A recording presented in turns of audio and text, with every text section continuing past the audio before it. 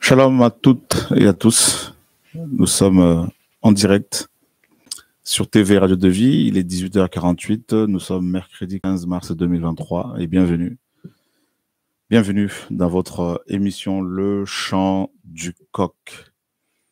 Nous allons parler de la jeunesse. Nous allons parler des jeunes que le Seigneur est en train de sauver, des jeunes que le Seigneur a sauvés. Et nous allons laisser deux jeunes qui sont avec nous, des jeunes frères qui vont pouvoir s'exprimer, nous raconter un peu leur vie et nous donner un peu leur témoignage de ce qui s'est passé depuis leur conversion, mais bien avant aussi, avant leur conversion et qu'est-ce qu'ils ont fait et pourquoi ils se sont tournés vers le Seigneur. Et comme je vous le disais tout à l'heure lors de l'émission précédente, et si vous avez des jeunes, et, vous pouvez les inviter, si vous avez des jeunes avec vous, pour qu'ils entendent ce témoignage. Et je crois que beaucoup seront encouragés. Père, conduis-nous, que ton Saint-Esprit nous dirige, que les cœurs soient touchés. Nous te soumettons toutes choses, Seigneur, nous te soumettons nos cœurs, nos vies. Nous t'invitons, sois le maître de nos cœurs, de nos vies, sois au milieu de nous, Seigneur Père, Adonai, roi d'Israël, roi des armées. Au nom de Yeshua, notre roi, notre maître, nous te prions, Père très saint. Amen. Comme d'habitude, on vous laisse quelques minutes pour pouvoir quelques secondes pour pouvoir vous saluer les uns les autres. Nous avons Francine du Canada, Francine Thibault. Je crois qu'on s'est vu, hein, Francine, à Montréal, si je ne me trompe pas. On s'est vu à Montréal lors de la dernière mission, à moins que je ne me trompe. En tout cas, que le Seigneur soit béni. Shalom. Shalom. Et on sera cet été au Canada, ainsi qu'aux États-Unis, si le Seigneur le permet, au mois de juillet, normalement. Au nom de Yeshua. Donc, nous vous saluons au nom de Yeshua, notre roi. Gloire au Seigneur. Voilà. Alors, Jamila, Shalom, et Rachida. Alors, Jamila et Rachida, vous êtes du Maghreb ou pas? Parce qu'il y a pas mal de frères et sœurs aussi du Maghreb qui suivent les enseignements. Il y a pas mal d'enfants du Seigneur là-bas aussi. Et gloire au Seigneur. Faites-nous signe. Avec Michel Canet qui habite dans l'Hérault. Bonsoir. Michel Canet, c'est la première fois que tu es avec nous là ou voilà. Alors s'il y a des nouvelles personnes, faites-le nous savoir, comme ça on va vous accueillir avec joie. Voilà. Gloire au Seigneur. Perrine, Yasmine, je vois qu'il y a de plus en plus de frères et sœurs du Maghreb. Oui, Rachida est d'origine marocaine. Voilà, Maroc, le Maroc, un beau pays que nous avons visité, où nous nous sommes rendus pour quelques missions.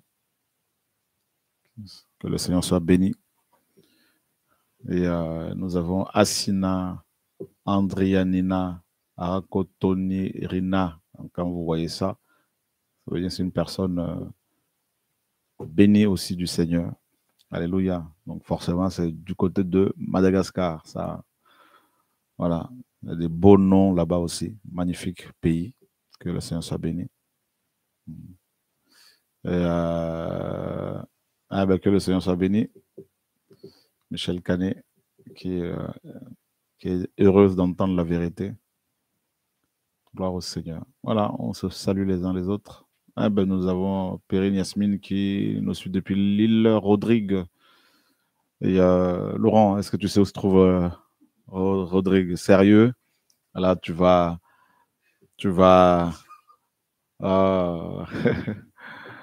ouais, c'est à côté de l'île Maurice. Ouais, voilà. Shalom, shalom, shalom, shalom, shalom, shalom, shalom. Gloire au Seigneur.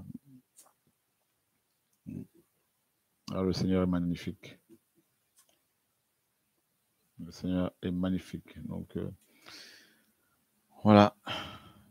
Alors, nous avons deux jeunes qui vont pouvoir s'exprimer. Bonsoir. Donc, le micro est là. Bonsoir. Ça va? Ça va et toi? Ouais, très bien. Ben, en fait, les gens n'attendent pas. Si tu peux juste... merci. Ah, comme ça. Voilà, parfait. Là, c'est parfait. Donc, rapprocher le micro de la bouche. Donc, est-ce que tu peux te présenter aux frères et sœurs qui sont là? Bah, bonjour à tous, je m'appelle Odilon, Mhm. j'ai 23 ans et je suis tout simplement un jeune bousier déterminé pour le Seigneur. Amen.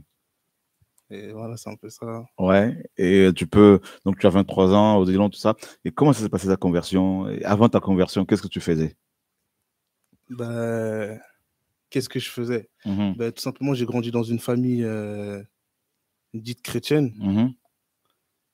J'ai grandi avec ces principes-là, mais comme depuis que je suis tout petit, j'ai pas connu mon père, c'est-à-dire j'ai grandi avec cette frustration-là, cette colère. D'accord. Et Pourquoi papa vous a abandonné? non, C'est c'est quoi? qui est décédé. Ah, il est décédé, Voilà, d'accord. quand Ok. j'étais jeune, c'est-à-dire que j'ai Tu, pas tu connu avais quel âge à peu près? un an, 1 an, un an, waouh. 2 ans. Waouh, d'accord. Et j'ai grandi avec cette frustration-là. Pourquoi? Parce que on me l'a jamais dit Mhm. et je l'ai compris tout seul. Ah ouais? Comment? C'est parce que ben, on allait à l'école tout seul et à la sortie de l'école primaire, et ben, on voyait, on voyait les autres se faire chercher par leurs parents. Et ben, nous, D'accord. je rentrais avec mes frères. Et Et, puis, et maman n'était pas là? elle travaillait. Elle travaillait, ok, Mm. d'accord. Waouh, waouh. Et du coup, en tant que dès vraiment le bas âge, il y a Mhm. beaucoup de choses que j'ai compris qui m'ont blessé. Et ça fait qu'il y a eu, ça a eu plusieurs conséquences, Mhm. notamment tout ce qui est rancune, j'arrive vraiment pas à pardonner. Mhm. Et tout simplement, j'ai grandi dans un quartier. Mhm. Et au fur et à mesure, tu grandis, tu commences à faire certaines choses qui sont pas bien aussi. Mhm. Mhm. Parce que on a grandi dans un quartier où tout le monde est enfermé avec les mêmes problèmes. Mhm. Ça veut dire que nous, notre seule vision, c'est d'en sortir. Mhm. Et ça passe par que ce soit le vol, même une fois,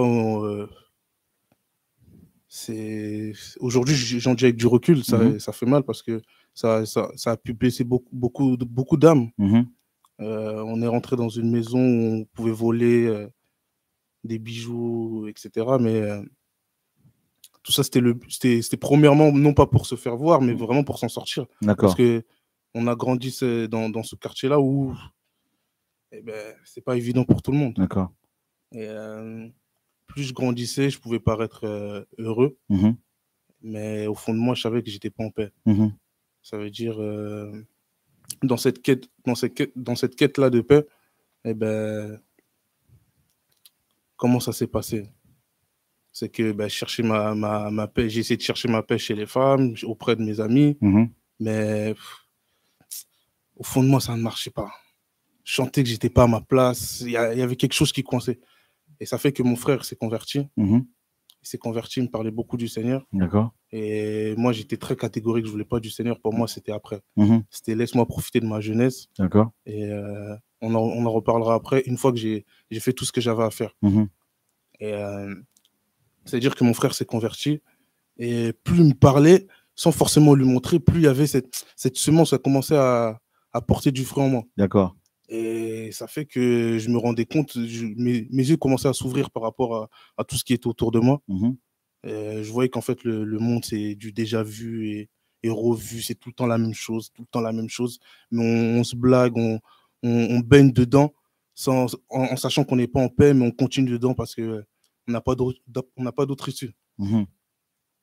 Et dans, dans ce cheminement-là, j'ai appris que mon frère qui est là s'est converti. Mhm. Et ça m'a mis un coup quand même de me dire de me dire qu'il y a des gens aussi comme moi qui se sont convertis. Mhm. Je me suis dit, waouh, Seigneur. Parce que moi, je croyais que c'était pas pour nous qui sommes ici des quartiers. D'accord. C'était Et ça vraiment, c'était en quelle année, ça? 2017. 2017, donc 2017. 2016, 2017. Donc tu avais, nous sommes en 2023, tu as 23 ans, donc tu avais à peu près, on va dire, 17 ans, 18 ans par là. 16, 17 ans. Ouais. Là, ouais. Wow. Et je voyais comment, en fait, parce qu'il y avait eu un petit mouvement dans notre quartier où beaucoup se sont convertis. D'accord. Et j'ai vu un peu les deux côtés. Entre le côté où, du côté chrétien, et de l'autre côté, je voyais comment ça parlait mal d'eux. D'accord.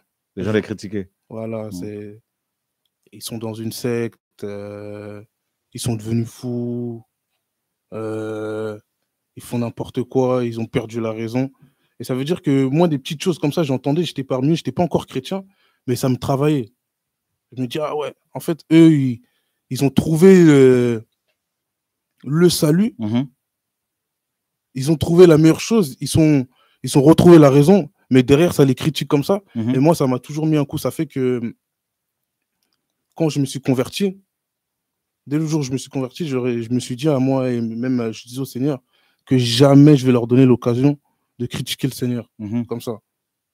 Donc, mais critiquer le Seigneur parce que ces chrétiens, ces jeunes convertis se comportaient mal ou parce qu'ils étaient simplement, parce qu'ils marchaient dans la vérité? Parce qu'ils marchaient dans la vérité. D'accord.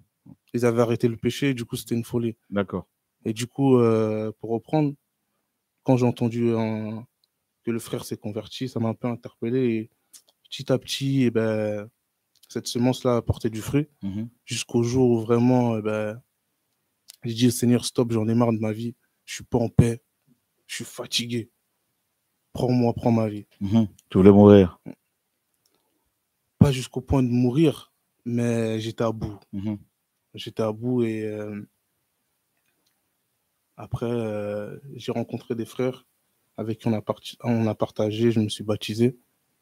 Et voilà, c'est un peu ça.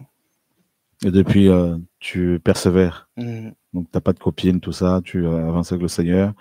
Tu as eu ton bac. Oui. Et là, tu fais quoi dans la vie actuellement? Tu fais quoi? Là, je suis actuellement en école d'ingénieur dans tout ce qui est électronique, système embarqué. Très bien, très bien. Très bien. Et tu comptes te marier un jour? Pourquoi pas? Pour être un père, tout ça, voilà, prendre soin de tes enfants. Ouais, avant, j'étais pressé, mais je suis plus pressé parce que je vois, même dans mon travail, les gens, ils sont pas forcément mariés avec les bonnes personnes. Ça fait qu'ils préfèrent rester au travail, ils préfèrent rentrer et faire des heures sup parce qu'ils savent qu'à la maison, ça va chauffer. Wow. Donc, je me dis, non, je prends mon temps. Tu as raison. Tu as raison, surtout. Surtout. Parce que si tu tombes sur une Jézabel, t'es mal barré. Voilà. Parce qu'avec l'avènement des réseaux, du net, les Jézabel ne restent pas tranquilles, hein, ni au travail, ni à la maison. Elles sont sur les réseaux pour aller se pavaner, pour aller parler. Et les maris, malheureusement, deviennent des acabes qui se taisent. Voilà. Moi, je vois mal mon épouse aller sur les réseaux pour aller critiquer les gens, pour aller parler mal. En tout cas, tu as raison. Ça, tu as l'âge de mes fils. Hein, et je peux t'assurer que les temps sont difficiles. Il faut veiller. Voilà. Donc, prendre son temps. Comme je dis à mes fils, prenez votre temps. Et c'est comme tu l'as pu constater, hein, des hommes qui préfèrent rester au travail pour ne pas se faire, n'est-ce pas, embêter par leur femme à la maison. Il y a aussi des femmes qui préfèrent rester au travail pour ne pas se faire embêter par leur mari. Parce qu'il n'y a pas que les femmes. Et il y a aussi des hommes, Jézabel, qui voilà, lèvent la main sur leurs femmes, qui se comportent mal envers leurs femmes, leurs enfants. Très bien, très bien. Donc, nous avons aussi un autre jeune homme avec qui tu es venu, qui va pouvoir se présenter aux frères et sœurs. Et voilà. Donc, il y a juste un verset de Psaume 119, verset 9, qui nous dit: comment le jeune homme rendra-t-il pure sa voix? La réponse est: en observant ta parole. Voilà, en observant ta parole. Comment le jeune homme rendra-t-il pure sa voix, sa conduite, sa vie, son futur? En observant ta parole. Voilà. Et ça, c'est magnifique. Voilà. Alors, bonsoir. Bonsoir.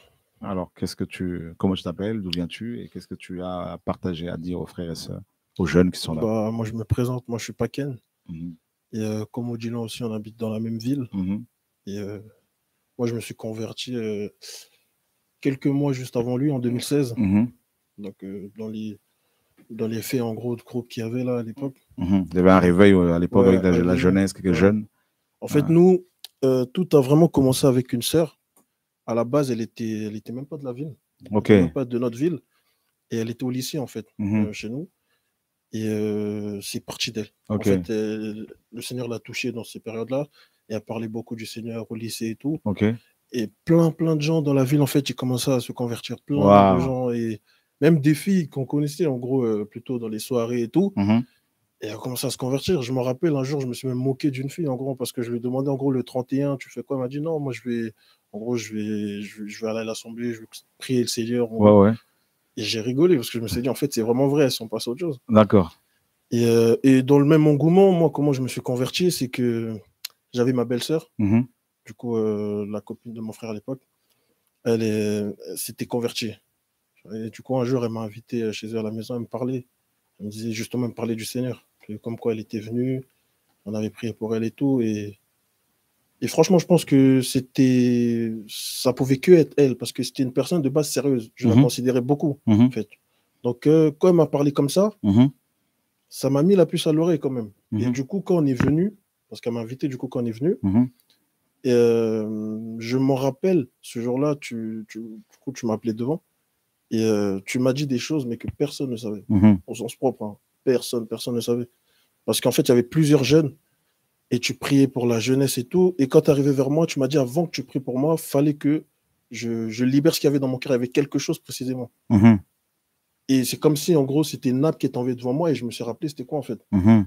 Bah, c'était quand on était plus jeune, je me suis fait abuser sexuellement par une grande cousine, tout ça. Donc, Oh. tout ça, en fait, c'était sorti. Et juste même avant de prier pour moi, tu m'as dit deux choses. Et ces deux choses, c'était vraiment ce qui, entre guillemets, liait ma vie avant que je rencontre le Seigneur. Et c'est ce qui m'a, du coup, que j'ai beaucoup combattu. C'était vraiment, tu m'avais dit, on avait attaché mon sexe à un poteau Mhm. et que j'avais un démon guerrier qui faisait plus de 21 mètres. Et en fait, ça reliait vraiment, en gros, le sexe et la colère, le sexe Mhm.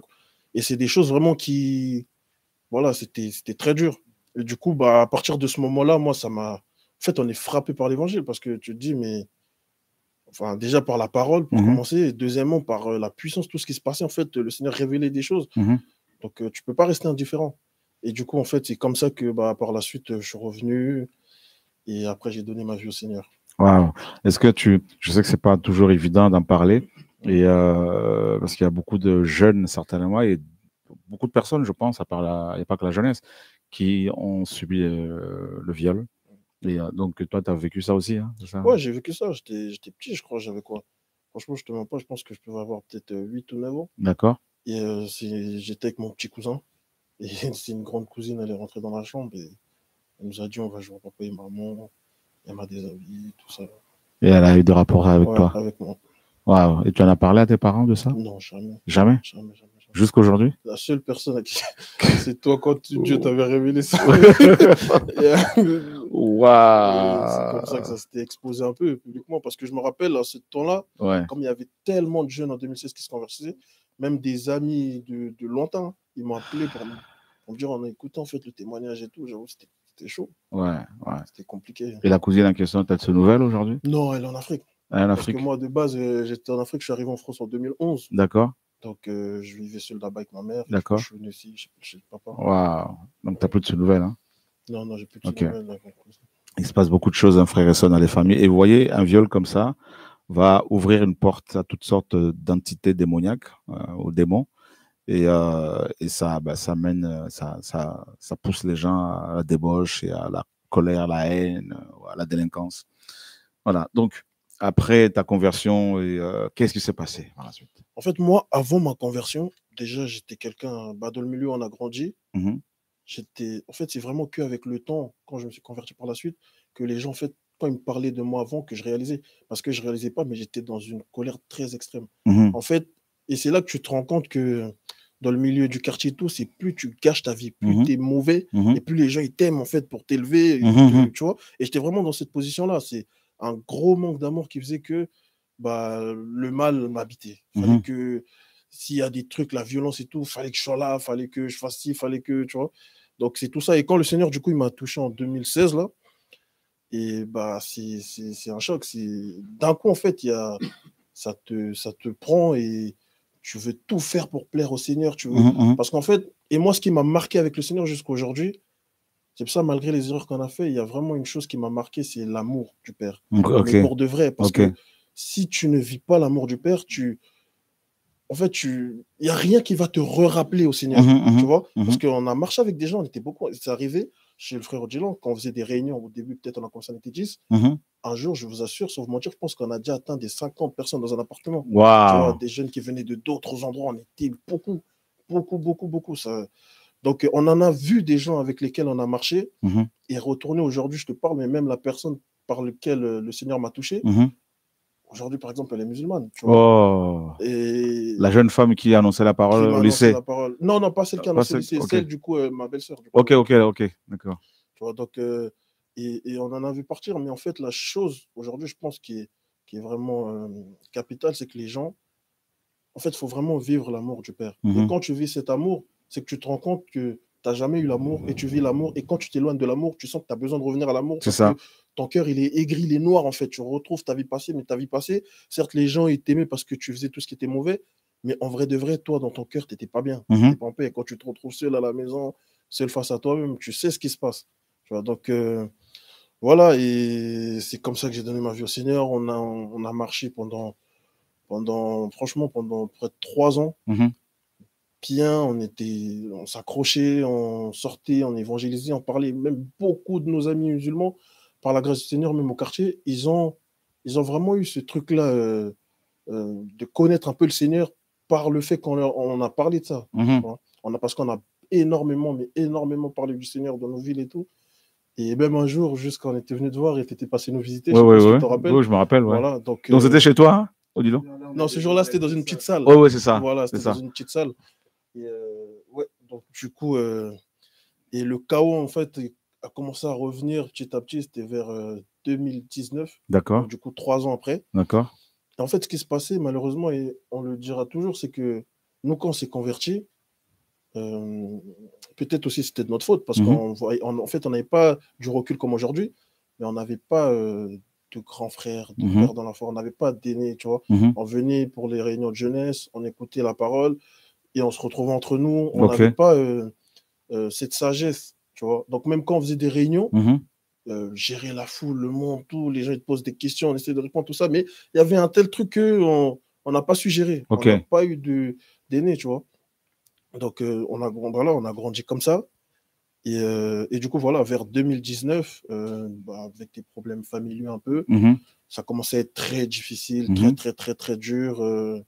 Au bout d'un moment, voilà, tu commences à te remettre en question. Il y a vraiment cette lourdeur, en fait, cette pression, tout ça. Et déjà, ça a commencé comme ça, mais le vrai chaos est arrivé. C'est quand on a eu des drames dans ma ville. D'accord. Dans ma ville, on a eu des drames. Mais avant que ces drames arrivent, quand même, parce qu'il faut le dire, mais il y a une période, en fait, tellement on parlait du Seigneur, qu'il y avait une petite confrontation avec nos amis musulmans. Et du coup, il y en a des fois, en fait, ils se moquaient du Seigneur. D'accord. Tu vois, je me rappelle, il y en a un jour, il avait dit, ouais, mais votre Jésus, s'il aurait été en notre temps, on l'aurait frappé, tu vois. Parce que, voilà. Et ce jour-là, je me rappelle, très en colère, on s'était retrouvés chez Odilon, on priait. Et comme ça, j'étais tellement irrité que je suis sorti. Et je leur ai dit, en fait, vous avez tellement joué que je pense dans notre ville, on vivra des drames. Et je leur ai dit ça comme ça. On vivra des drames terribles parce que, en fait, vous avez dépassé les bornes, tu vois. Mais ça, c'est juste le dire comme ça. Enfin, tu viens parce que tu es irrité, ils se sont moqués du Seigneur et on ne va pas les taper physiquement. Mais tu vois, c'était vraiment en fait sous la colère. Et du coup, ce qui s'est passé, c'est qu'en 2020, il y a des gens du coup de notre quartier là à côté qui, moi, ils me connaissaient, ils m'aimaient bien. Du coup, un jour, ils m'ont dit, ouais, passe et tout. Je suis passé les voir, on discutait et tout, nanana. Et des amis à moi, 1 ou 2 semaines après, et ils sont allés là-bas. Du coup, parce qu'en fait, de base, chacun reste dans son quartier. D'accord. Mais comme en gros, moi, il y avait bien de l'entente avec eux, je discutais avec eux, ils se sont dit que, voilà, pourquoi pas apprendre peut-être à se connaître un peu plus. Voilà. Donc, en fait, en allant là-bas, ce qui s'est passé, c'est qu'il y a quelqu'un qui était là-bas et qui, en fait, a donné a donné ce qu'on appelle un go. Tu vois, il a appelé les ennemis avec lesquels il y avait des histoires. Ok. Et en fait, les mecs qui sont arrivés. Dans votre quartier? Non, dans le quartier du coup des autres, Ok. des autres amis, où il y avait mes amis du coup qui sont retrouvés là-bas. D'accord. Les mecs du quartier ennemi, en fait, Ok. ils sont venus et bam, ils ont tiré dessus. Ils ont tiré Ils ont tiré à bout portant sur un ami à moi. Waouh. Et à bout portant, c'est vraiment à bout portant. Et franchement, je te mens pas, c'est vraiment Dieu qui la garde parce que ça, normalement, même à l'hôpital, ils nous ont dit qu'ils ne devaient même pas survivre. Tu vois, ils ne devaient pas survivre parce qu'en fait, ils ont tiré dessus avec une chevrotine. Mais sauf que tous les balles sont rentrées dans son visage, mais vraiment tout. Wow. Ça veut dire qu'aujourd'hui, il est devenu aveugle. Pourquoi? Parce que ça a coupé en fait je sais pas comment le nerf optique. Voilà, le nerf optique qui Ouais. donne les informations à lui. Voilà, donc il est devenu aveugle.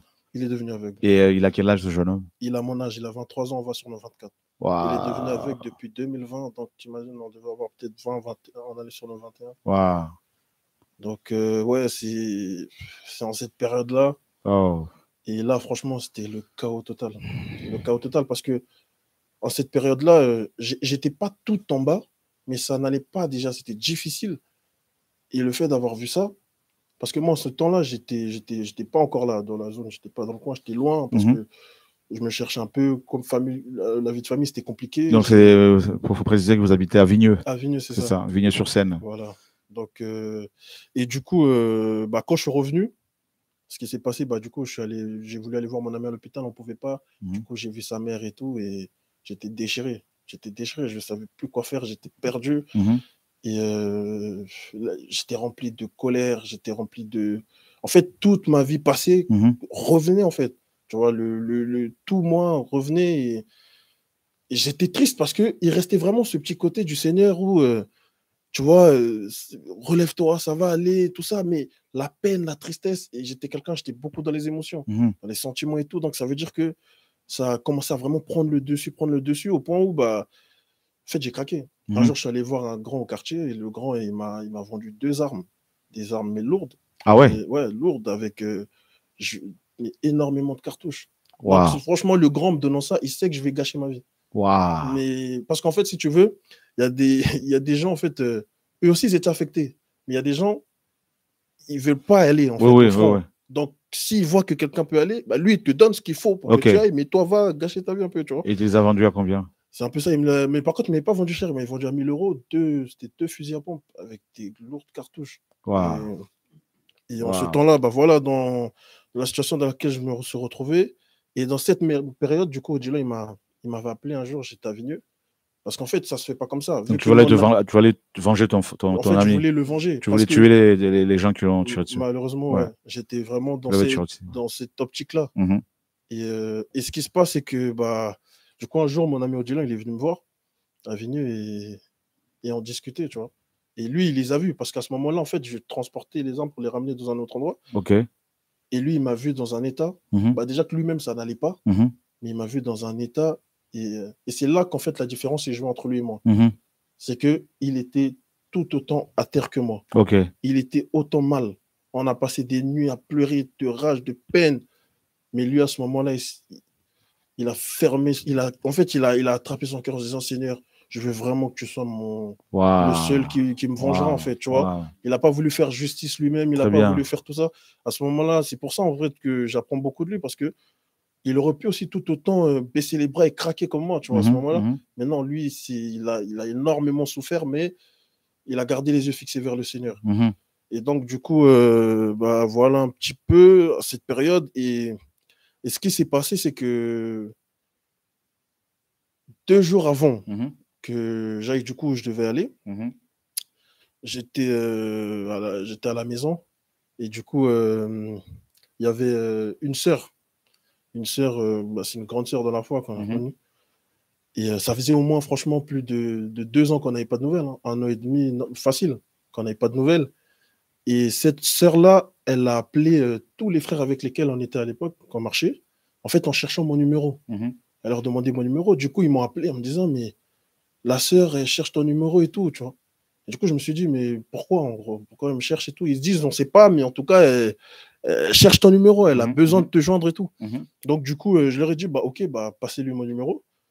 Et quand elle m'a appelé, franchement, à ma grande surprise, et c'est là que tu te rends vraiment compte que, on nous a parlé du Seigneur, mais en fait, c'est vraiment réel parce qu'elle n'avait aucun rapport. Elle ne pouvait même pas être au courant. Elle habitait même pas dans notre ville. Elle était très loin. En fait, il n'y avait aucun moyen qu'elle soit au courant qu'on vivait ces choses-là. C'était pas possible, tu vois. Et du coup, elle m'appelle pour me dire que, mon frère, j'espère que tu vas bien. Le Seigneur m'a montré ton état, m'a montré la situation dans laquelle tu passes, m'a montré ce que tu comptes faire. Et je t'ai vu, en fait, devant un juge. Tu avais la tête baissée vers le bas, tu avais gâché ta vie. Waouh. Tu vois.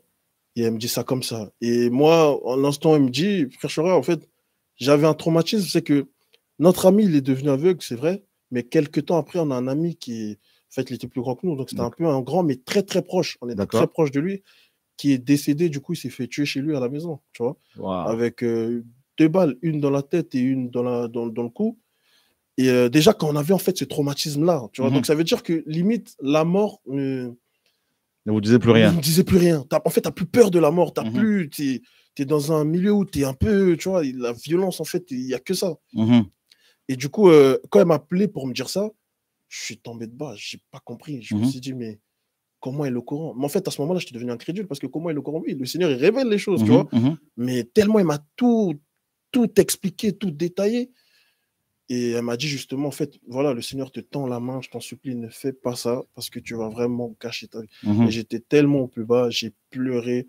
Je me rappelle, j'ai pleuré et les armes là, je suis allé les rendre. Je suis allé voir mon ami du coup qui est devenu aveugle, je lui ai tout raconté. Donc là, il y a cet autre ami qui était plus âgé que vous, qui a été assassiné. C'était toujours à Vigneux? C'était toujours à Vigneux, il s'est fait assassiner chez lui et par des proches. Par des proches? Des proches.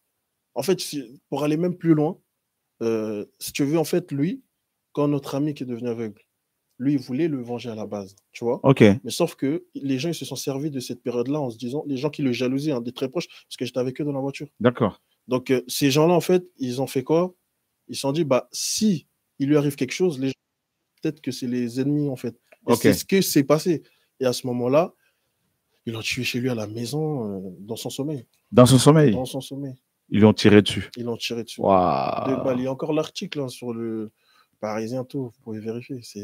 C'est choquant. On va vérifier cet article. Et oh là là, Seigneur, c'est terrible. Quel drame, frères et sœurs. Vous voyez, hein, et ce que beaucoup de jeunes vivent. Hein, voilà pourquoi il nous faut véritablement l'évangile. Et voilà. Donc, comment il s'appelait ce jeu-là? Ibrahim Touré.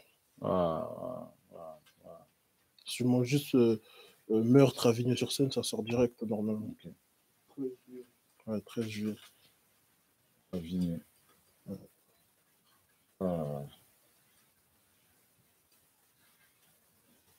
C'est terrible, mes amis. Voilà. C'est terrible.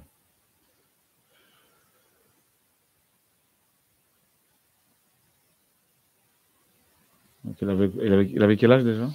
Bah, c'était en 95, donc en ce temps-là, peut-être il devait avoir 24, 25. C'était en quelle année déjà? En 2020. Les 2 drames sont arrivés en 2020. Ok. La même période. Voilà. C'est terrible. Terrible. Ibrahim, c'est ça? Hein? C'est ça. Voilà.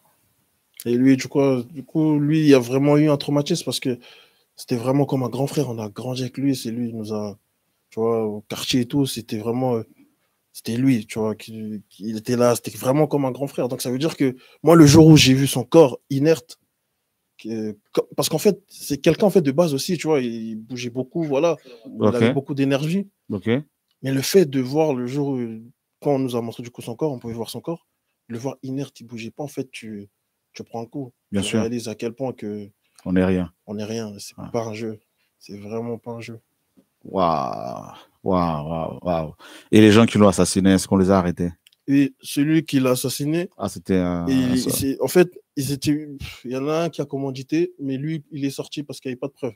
Mais celui qui l'a assassiné, oui, il est en prison. Parce que celui qui l'a assassiné, en fait, il faut savoir, quelques temps avant, il avait cambriolé un ami à lui qui sort avec moi, ma cousine, à Martinique. Ah ouais. Tu vois. Donc, déjà, il était dérivé. Et ce mec-là, bon, je vais pas remettre la faute sur quoi, mais ce mec-là, on faisait beaucoup de débats chrétiens-musulmans parce que lui, il représentait un peu l'islam, il venait parler de l'islam et tout.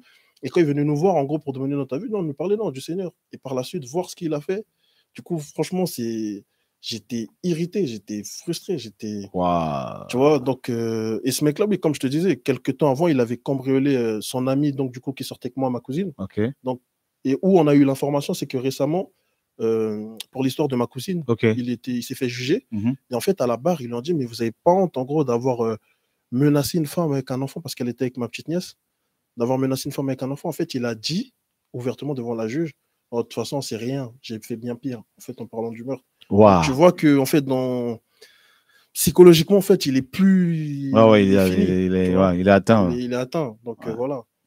Waouh.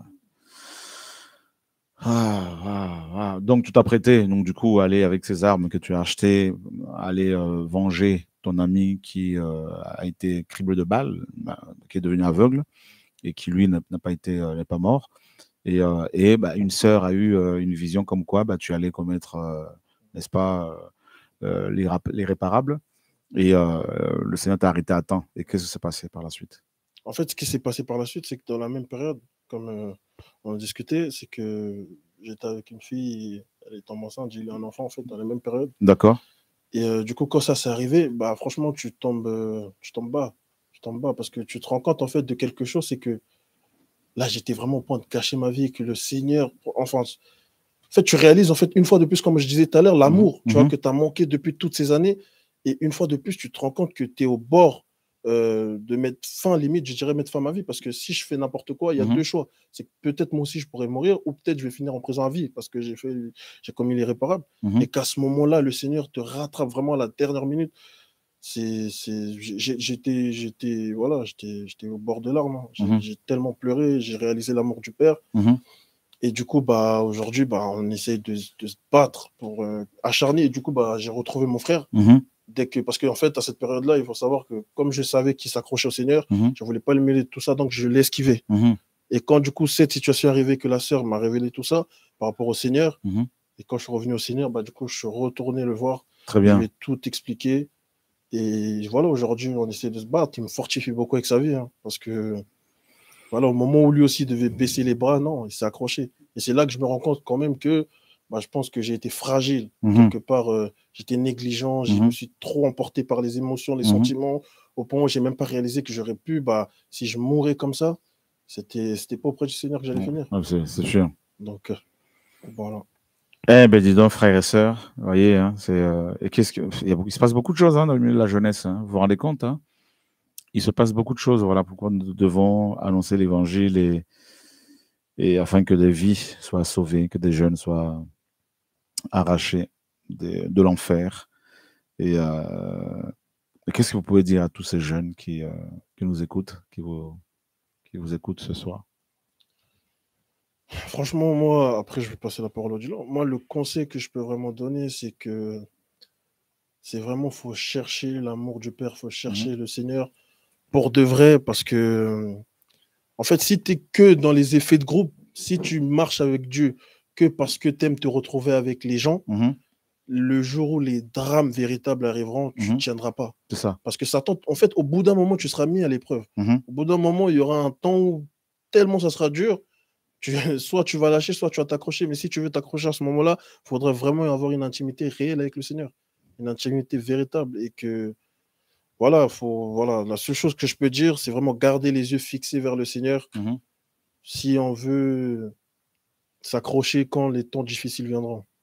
Et je pense que c'est une chose, moi, qui m'a manqué un peu quand j'étais beaucoup dans les émotions. En plus, surtout que à l'époque, quand tu nous parlais de ça, tu tapais beaucoup dessus. Soyez pas sur les sentiments, tout ça là. Donc, tu me trouvais dur ou pas? Oui, on te trouvait dur, mais en fait, pour de vrai, on te trouvait dur. Mais comme on savait que c'est des choses qu'on n'a pas entendues ailleurs, certes, c'était dur, mais c'était vrai. Et souvent, quand on dit, si quelqu'un te reprend durement, souvent, c'est pour ton bien. Parce que les gens qui te caressent trop, des fois, et tu vas voir que ils te disent pas la vérité et après tu fais n'importe quoi. Tu te détruis jusqu'au jour où tu vas réaliser, mais des fois c'est trop tard. C'est ça. Donc faut vraiment aimer les gens qui des fois cognent c'est dur, c'est vrai que ça fait mal. Des fois, tu peux être frustré, mais si vraiment tu veux aller au ciel, il faut. Voilà, c'est salutaire. C'est salutaire, en tout cas. Hébreux 12, 1 nous dit, 1 et 2 nous dit, nous donc aussi, puisque nous sommes entourés d'une si grande nuée de témoins, mettons de côté tout fardeau et le péché qui nous entoure avec habileté et courons avec persévérance dans l'arène qui est placée devant nous, fixant les yeux sur Yeshua, l'auteur de la foi et qui l'amène à la perfection. En échange de la joie qui lui a été réservée, il a souffert la croix, ayant méprisé la honte, et il s'est assis à la droite du trône d'Élohim, fixant les yeux sur Yeshua, l'auteur de la foi et qui l'amène à la perfection. Donc c'est ce que tu disais tout à l'heure, il faut avoir le regard fixé sur le Seigneur parce que sinon on ne tient pas. Il y a quelque chose d'autre que tu as dit, quelqu'un qui m'a beaucoup touché, c'est par rapport à la conversion, c'est si à la base les gens ne sont pas touchés par l'amour pour le Seigneur, l'amour du Seigneur, et ils ne tiendront pas. Donc on ne se convertit pas par peur de périr, mais plutôt par l'amour. C'est ça la vraie conversion, par amour pour le Seigneur. Bien sûr, il y en a qui se convertissent parce qu'ils ont peur d'aller en enfer, mais s'ils ne sont pas touchés par l'amour pour le Seigneur, par l'amour du Seigneur, c'est difficile qu'ils tiennent. Voilà. Donc l'amour du Seigneur. Quand on goûte à cet amour, en fait, toutes les choses du monde deviennent complètement vaines. Et voilà. Et ça, c'est vraiment la clé, l'amour du Seigneur. Voilà. Odilon. Pour compléter un peu ce que mon frère a dit, c'est que quand même, j'essaie de me rappeler comment ça s'est passé. C'était vraiment dur parce que j'étais vraiment au milieu quand je voyais, par exemple, mon pote, dans quel état il était devenu. Et quand je voyais aussi comment de l'autre côté, ça pouvait faire la fête, se réjouir parce que on les a mis KO, on les a éteints. Et je chantais en moi vraiment cette guerre entre soit je vais venger mon pote, ou soit je me dis Seigneur, c'est pas grave, je garde ta parole. Et ça me faisait vraiment mal au cœur, mais même quand j'allais le voir, c'était vraiment pas évident. C'est lui qui est devenu aveugle. C'est ça. Okay. C'était vraiment pas évident. Et c'est là aussi que tu vois que là où l'ennemi est mauvais, c'est que tu peux avoir des pensées dans le sens où tu dis l'aimer, mais tu restes dans cet état sans rien faire. Ouais. En fait, j'étais vraiment dans cette position-là, en plein milieu. Okay. Soit je vais venger mon pote, soit je garde la parole du Seigneur. Okay. Et c'était vraiment pas évident. Et mais là où le Seigneur m'a vraiment fortifié, c'est quand je regardais par exemple Paken ou d'autres frères qui avaient abandonné. Je me disais que je ne pouvais pas abandonner. Ne serait-ce que pour eux, je vais me battre pour que, malgré qu'ils soient retournés dans le monde, qu'ils reviennent au Seigneur. Parce qu'on s'est rendu compte qu'il n'y a rien de mieux. Il n'y a rien de mieux. On a tourné, on a fait toutes ces choses et il n'y a rien de mieux. Et le truc sur lequel je veux rajouter, c'est que le Seigneur ne nous a jamais laissé tomber. Et dans tout ce qui s'est passé, il nous avait toujours prévenus. Même quand on se réunissait à la maison, chez moi, on priait, et il y a eu des prophéties comme quoi il allait se passer des trucs terribles dans la ville, mais gardez cette parole-là.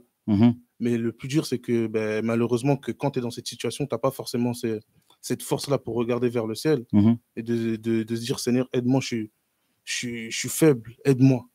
Et ça fait... Et surtout que quand on a pris ça, en fait, nous, on se disait, oui, il y aura des malheurs terribles, mais en fait, on avait trop l'impression que ça allait arriver aux autres. Ouais. On ne s'attendait pas que ce soit autant proche, en fait, que ce soit vraiment dans notre entourage, des gens qu'on aimait et tout. Donc, c'était vraiment chaotique, c'était dur. Wow. C'est vraiment ça. Et surtout le jeune homme qui est décédé, qui a été criblé de balles et dans son sommeil. Et lui, il n'a pas eu le temps de se convertir. Ouais. C'est ça aussi le drame. Et voilà, une âme perdue pour l'éternité, mes amis, ça c'est un véritable drame. Voilà. Vous voyez, la personne qui s'endort tranquillement et qui avait plusieurs projets. Et comme la parole le dit, l'homme ne pas mettre son souffle. Et malheureusement, la mort l'attendait. Et vous avez été véritablement épargnés. Et ça, c'est la grâce du Seigneur, frères et sœurs. Il n'y a même pas de... Je ne sais pas. Voilà. Donc, C'est voilà. Qui est l'homme pour que tu te souviennes de lui? Et qui sommes-nous? Qui sommes-nous? Voilà. Ah, il n'y a pas de mots. Voilà. Il n'y a pas de mots. Que le Seigneur nous garde, frères et sœurs, que le Seigneur nous garde, c'est terrible. Autre chose? Ce que je peux dire, ce que je peux rajouter, c'est vraiment le fait que peu importe que toi jeune, tu peux marcher avec plusieurs frères ou sœurs, c'est vraiment cette rencontre-là personnelle. Parce que même quand tu auras des moments difficiles, eh ben, ces personnes-là ne sont pas forcément avec toi. Et même quand on regarde dans les Écritures, on dit que le Seigneur passait au bord de la mer et il a appelé Pierre et son frère, et ensuite il a appelé Jean. Jean n'est pas venu parce qu'il a vu Pierre venir, c'est parce qu'il a vu le Seigneur de ses propres yeux. Donc il ne faut pas chercher à rester dans la foule, et c'est ce que j'ai appris vraiment à travers cette solitude, de vraiment se focaliser sur le Seigneur. C'est pas évident, on pouvait me voir en bizarre, mais c'est pas mon problème. Moi, du moment que je suis bien vu du Seigneur, c'est le plus important. Voilà. Ben, tu as résumé correctement la vie. Et voilà. C'est terrible, frères et sœurs. Au niveau de la jeunesse, il se passe beaucoup de choses. Et beaucoup meurent et se retrouvent malheureusement en dessous, en bas. Et il y a plusieurs drames comme ça qui se déroulent sous nos yeux. Et que le Seigneur soit béni parce qu'il nous a sauvés, nous, mes amis. Voilà. Alors, on va lire notre passage dans Ecclésiaste, chapitre 7, verset 8. Mieux vaut la fin d'une chose que son commencement. Mieux vaut un esprit patient qu'un esprit hautain. Voilà. Mieux vaut la fin d'une chose que son commencement. Comment va être notre fin, notre, comment dire, la fin de notre parcours terrestre. Voilà. Et que le Seigneur nous garde. Et je pense qu'il y a beaucoup d'enfants, beaucoup de jeunes qui sont encouragés. Et voilà. Et ça serait bien justement de partir en mission en Suisse ce week-end, comme on vous l'a proposé. Et puis pourquoi pas, si le Seigneur permet, bientôt en Afrique du Sud, parce qu'il y a pas mal de jeunes aussi là-bas qui vont être encouragés. Et voilà. Et on va voir dimanche si on peut avoir une réunion, une rencontre avec des jeunes. On va voir, parce que je pense que ça fait longtemps quand même. Beaucoup de jeunes ont des besoins. Il y a des jeunes qui ont besoin d'être encouragés. Donc on verra, pourquoi pas, dimanche, peut-être dans les après-midi. Enfin, on va voir comment le Seigneur va conduire les choses. Et c'est un drame. Voilà. Que le Seigneur nous garde, au nom de Yeshua. Et voilà, il y a peut-être des gens qui veulent appeler, Laurent. Il y a peut-être des jeunes qui veulent appeler, je ne sais pas. Sur le portable de TV de Vie. Et donc on va l'afficher. Hop là, attendez. Hop. Alors, vous pouvez appeler au niveau de TV de Vie. Donc là, si vous allez sur Contact, donc c'est 06 12 13 21 49. Donc c'est un numéro qui est aussi sur WhatsApp.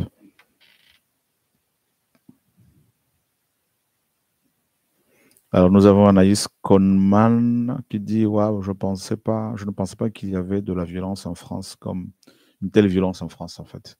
Ben si, il y en a malheureusement. Et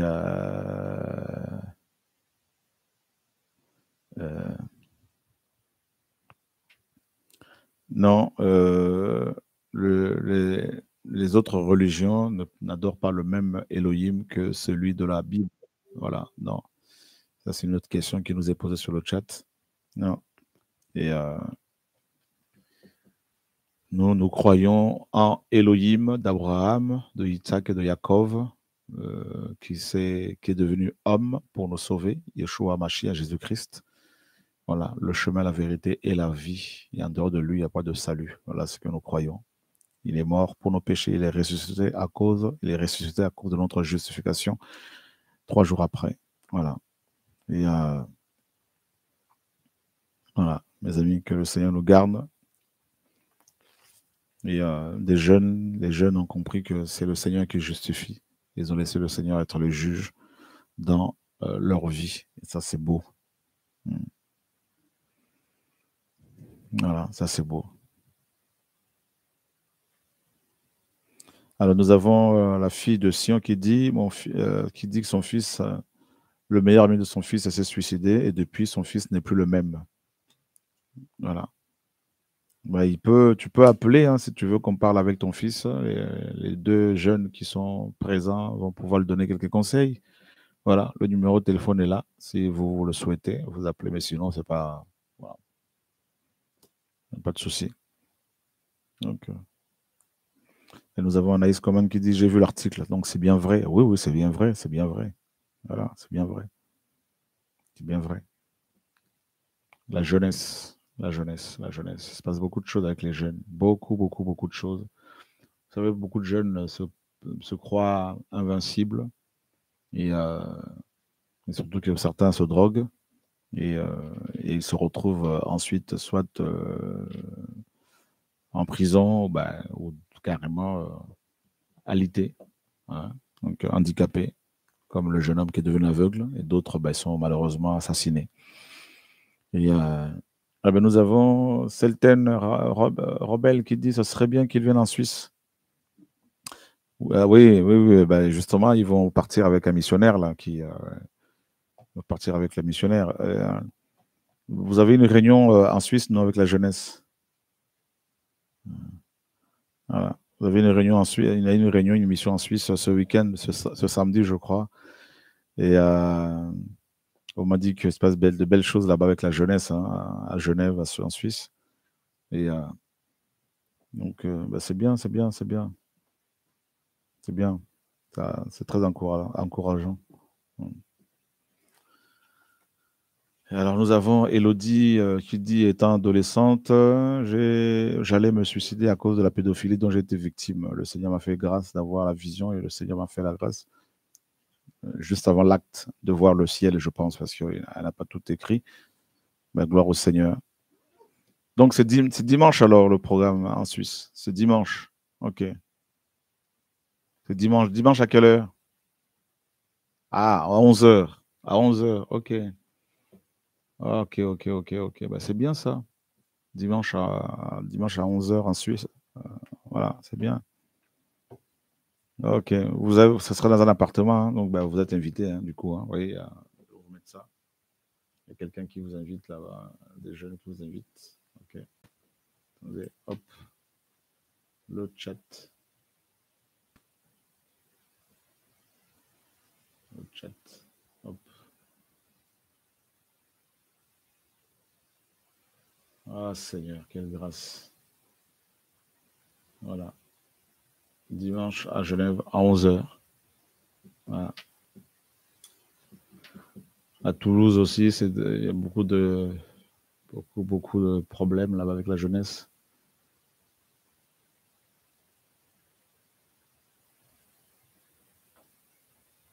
Gloire au Seigneur. Donc en Allemagne, une fille de 12 ans a été tuée par 2 autres amis de 12 et 13 ans. Hein. Le Sénégal, c'est bientôt, hein, cette année en tout cas. Voilà. Que le Seigneur soit béni. En tout cas, la jeunesse, le Seigneur a besoin de toi. La jeunesse, les jeunes, le Seigneur a besoin de vous. Bon courage, frères et sœurs. Bonne continuation. Et vendredi soir, il y aura une formation biblique. Mais c'est sur inscription. Comme nous sélectionnons de plus en plus, nous ne voulons pas nous retrouver avec des gens qui ne veulent pas changer, mais nous voulons vraiment avancer avec un noyau d'hommes et femmes fidèles au Seigneur, et voilà, comme Paul l'a fait. Gloire au Seigneur. Gloire au Seigneur. Alors, il est quelle heure? Il est 19h42. Donc, on va faire une autre émission avec des bien-aimés, d'autres bien-aimés qui sont là. Et voilà. Donc, n'éteignez pas vos portables, vos ordinateurs. Nous revenons vers vous dans quelques minutes.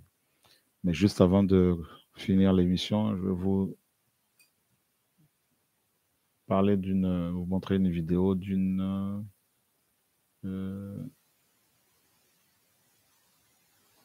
c'est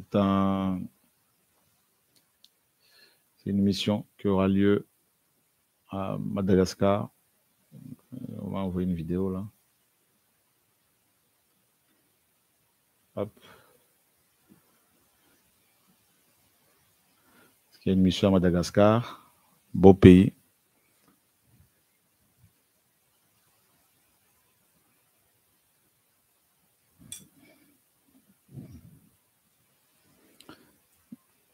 Une mission.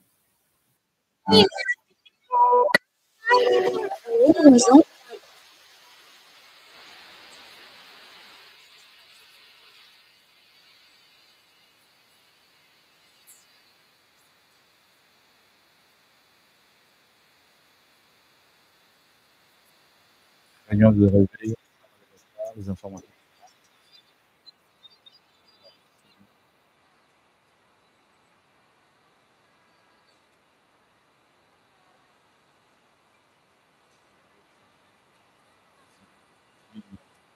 Une œuvre aussi qui nous encourage beaucoup.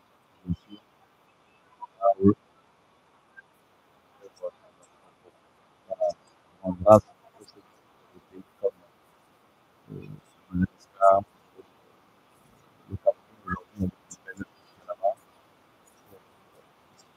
La Côte d'Ivoire, le Gabon, c'est des pays qui commencent à sur là-bas. Voilà. On travaille aussi.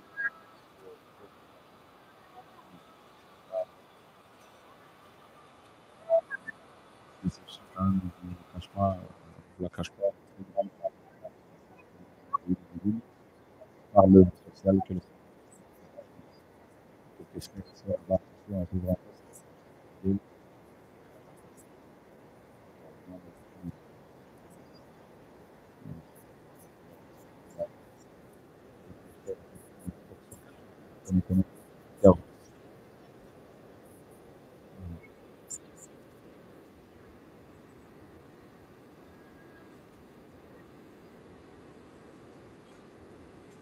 Vidéo, elle sera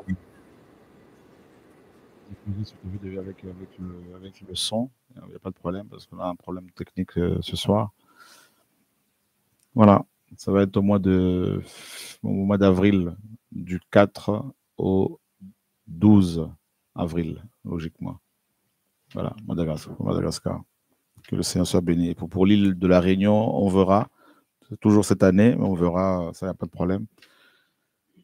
Que le nom du Seigneur soit sauvé. Frères et sœurs, soyez encouragés et à tout de suite sur TV Radio de Vie. Au revoir.